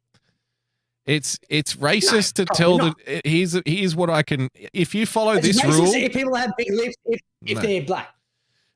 Basically, I'll give you this rule just for the kids, Greeno. We'll do a PSA, public service announcement for the kids out there. Yeah. Here's the general rule to live by if you want to survive through, let's be fair here, the rest of your life, because now through school, they're going to be watching everything you say. Pete, some kids are getting their old Facebook messages dug up like 10 years after they went to school and stuff and having that shit thrown at them. So just get ready for it. So basically, the way to stay safe is it's wrong to tell the truth if you're talking about the truth regarding certain groups. Okay? So if you're talking about minority groups of any kind, and if you tell the truth about a minority group, then it's wrong to do that. But you should always tell the truth about white people who are, obviously the worst. Evil. So if I got fish lips, he can call me a Michelin tire motherfucker. That's all good. Yeah. But if it's a black dude and he's got big lips as well, no good. Can't do. But you're not fully white. You got a bit of wog in you, so I think you could get away with it, Greeno. I'm like 1/4 wog. 1/12. 1/4 wog, and even so you're in the team. You're in the minority though. I've got no reason to have the big fat lips I do, but the ladies love it. What can I say? Okay. So is this racist? Yeah. But then later on in the week, there was more emails sent from Gruden, and I'm like, I think I know the answer to the question. Is this one racist? Yeah. Gruden's messages were sent to Bruce Allen because basically this came out as interestingly enough, this came out as a result of an investigation into the Washington football team and the owner. Okay. Who was alleged to, a bit of Me Too action happening there in Washington. amongst many other things behind the scenes. Now, the thing is, though, the owners actually control the league. So magically, out of the billions of emails that were found in relation to the Washington investigation, the ones that were leaked seem to be only involving another team's coach who happens to be having a very good season. Suspicious? I think not. But anyway. And they're also like, it's also nothing to do with like anything really serious. It's what they're most concerned with when they unearth things is like, look, he said a mean word about this person. Because journalists are fucking children, basically, to boil it down. They're children. So he was mean to me. It's a bad word. Right. And because that's easier. That's also easier than going through the really hard stuff like the figures and the facts and figures and the details and all that kind of stuff. It's like, oh, look, he called someone a fag. Allegations that actually happened. That's right. He called someone a fag, so let's make that the headline. Like, let's fucking make him eat his own dick on this. We'll ignore the 50 years of pedophilia happening in Hollywood, but this guy, he said some bad words. Let's get this guy sacked. Isn't it? So it's also funny though. So they started off with the fag one, and now they're unearthing all of this other stuff now too. They're like, oh, let's just pile it on. This guy's not going to be able to ever get a job again by the time they're through. Like, what did he do to upset someone? I think it was Royce from Revenge of the Sis who tweeted out. I fucking laughed my ass off. He tweeted out, he's like, I'm just happy that the NFL has finally fired the only person who's ever made a gay joke. Like, I'm just so glad that they've got rid of it. Exactly. Yes, of course. They've got rapists, child beaters, sexual offenders in the league, dog fighters playing in the league, but this dude got sacked for some bad words. Fucking hilarious. It's weird. Bro, the world is fucked. But let's go through the messages. Okay. Gruden's messages were sent to Bruce Allen, the former president of the Washington football team, and others while he was working for ESPN. So he wasn't even working in the league at the time. This happened a decade ago. He was a commentator. In the emails, Gruden called the league's commissioner, Roger Goodell, a faggot and a clueless anti-football pussy. Now, firstly, Roger Goodell is not gay. Okay. He's a straight man. So he referred to a straight man as a faggot. Apparently, that's a sackable offense. There we go. And said that Goodell should not have pressured Jeff Fisher, then the coach of the Rams, to draft queers, a reference to Michael Sam, the gay player chosen by the team in 2014. Now, in numerous emails during the 7-year period ending in early 2018, Gruden criticized Goodell and the league for trying to reduce concussions. They demonstrated playing. And said that Eric Reed, a player who had demonstrated during playing of the national anthem, should be fired. So he didn't want people kneeling for the anthem. In several instances, Gruden used a homophobic slur to refer to Goodell and offensive language. But see, this is the thing, right? Like, look at what they're doing here, though. The fucking case that they build, it's mostly bullshit anyway, because they think it's a sackable offense to be against someone kneeling. Like, no, that's just an opinion. Yeah. He's free to have it. There's no problem with having that opinion. That's not like some fucking thing that people deserve to be dragged in front of a court for and stuff and like you need to answer for your crimes against humanity. It's like, no, you can't just throw that in with the other stuff. Like, okay, if you don't like the fag word, all right, fair enough. I can see why that might be upsetting to some people, but then you can't be like, oh, and he also didn't like the BLM protest. It's like, well, hang on, what's that got to do with you, though? Like, that's not part of this. Like, I thought we were dealing with the F word first before we do the B word. Exactly. The league's also already investigating Gruden as a result of another email he wrote to Allen in 2011. So this is a decade ago, in which he used racist terms to describe Smith, who is black. So obviously he used the N-word. Yeah. Now, the thing that's together firstly, all the stuff we've already touched on, like ridiculous, like these are just words from a decade ago. He wasn't in the league at the time, but somehow this dude just lost his $300 million contract over 10 years. Sacked from league. Do you think there's not other racist people in the fucking league? Like, that's ridiculous. No. You think no one's ever used the word faggot or nigger in the NFL? He's the only one. He's the only one. Are we going to sack all those people? Are we going to sack all those people as well? And the other thing that popped to mind is obviously John Gruden now. He's 80s Eddie Murphy. Nice, Gary. And I wonder, what do you think? What do you think the team owners, right? When the team owners are sitting together and having scotch and fucking cigars or whatever the fuck they're doing, what do you think they talk like?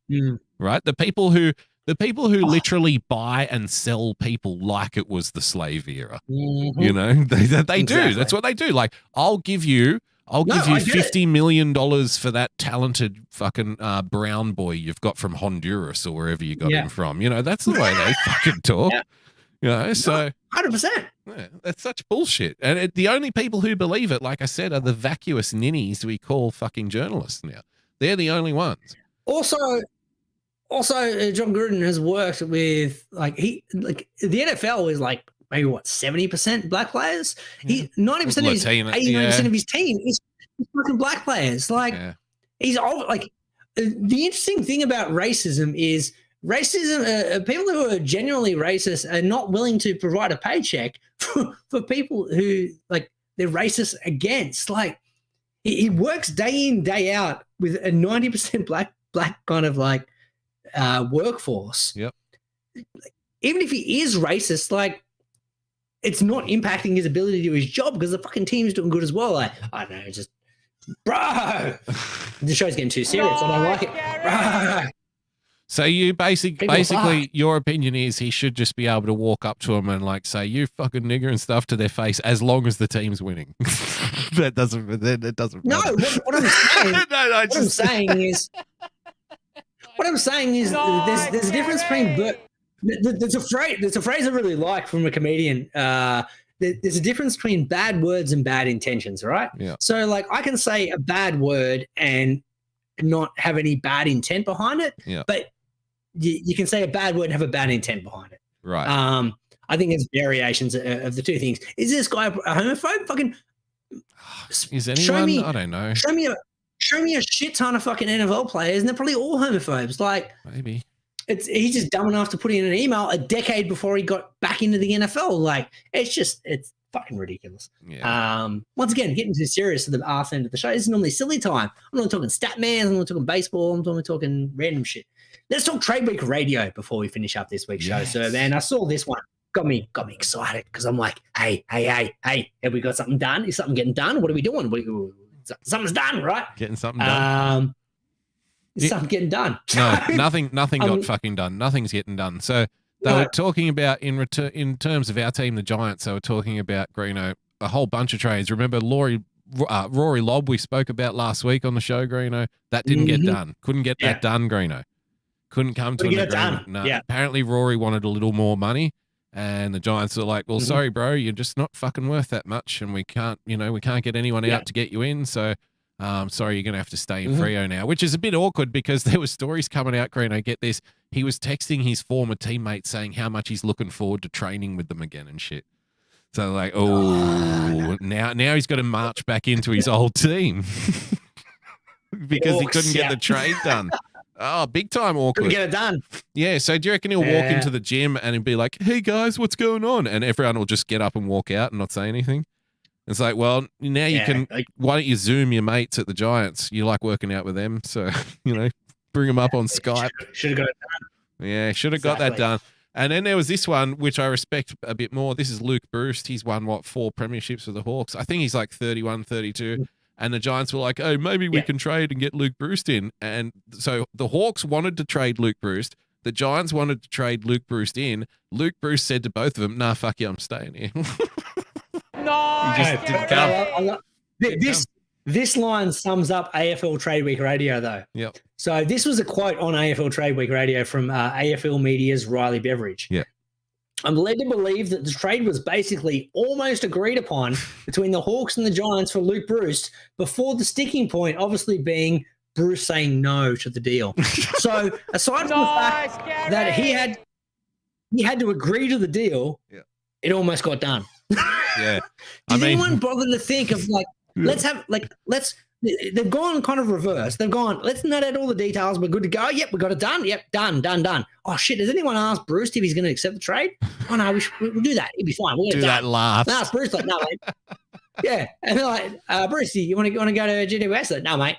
Yep. Not going to get done. Simple as that. It's not done. And then it would have been over. And then you could have saved like 3 days worth of. But see, this is the thing. We need to go through all that prep work to give Trade Radio something to talk about, Greeno. You see, getting it done. So we need to make content because we've sold advertising rights to the live streams of Trade Radio and shit now. Now there's people paying us for this stuff. So you got to have content. Exactly. Got to create it. Is that the end of AFL Trade Week Radio? That's Is it. all finished now? Yeah, like I said, it's like a seasonal fruit. It's only around for like 3 weeks and then it disappears again for a whole year. So it's a 3-week little like a flower that blooms only for a short time and then withers away and dies only to come back, Greeno. Like an exotic fruit, if you will. Hey, Jim Gruden. Pretty disappointing. That probably the peak of this show was Bruno Lucia, Chicky Babes, but we got there. We got there in good. the end. Good exactly. Got plugs before we go? No, I'm not plugging anything. Follow Greeno at the starting block. One word, drop the K at the end. No, don't do that. You got a show tomorrow? What's going on with the show? You doing a show tomorrow? You gonna talk more about freedom? Yeah, we'll crap on about freedom a bit more. Nice, Gary. Just do some crapping on about freedom. Trying to get a plug for your show, dude. Yeah, something like that. Just do some crapping on about freedom and whatnot. I don't know. Going to be on Pessy Saturday night, Pessy's midnight stream, so that'll be fun. Oh, is that you can do the big booby shows? One of them. I can't remember which one. He mentioned it to me, but I forgot. He's doing some big booby movies at the moment. He's doing Boobaween. It's like a month long of like bad boob movies. Yeah, a month long. Yeah. Nice. Yeah, a celebration, if you will. So that'll be Saturday night with Pessy. Yeah, I'll be on later tonight, Friday night, 6 p.m.